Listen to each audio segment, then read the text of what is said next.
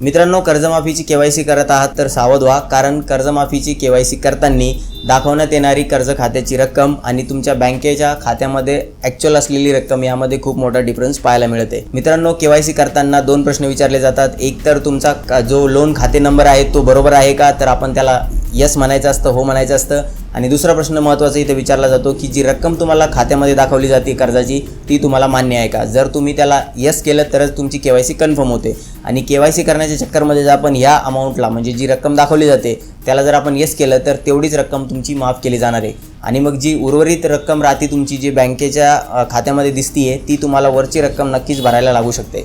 तर सध्या केवायसी करताना दोन्ही रकमा तुमच्या मॅच होत आहेत की नाही हे नक्की बघायचं। आणि जर ती रक्कम मॅच होत नसेल तर दुसऱ्या प्रश्नाच्या उत्तराला नो म्हणायचे आणि तक्रार आपली दाखल करायची। किंवा हे सर्व करायचं नसेल तर सध्या केवायसी करायला थोडंसं आपल्याला थांबायचं आहे। मित्रांनो, नक्कीच कमेंट करून सांगा तुमची रक्कम किती दाखवत आहे खात्यावरती आणि बँकेमध्ये किती दाखवत आहे।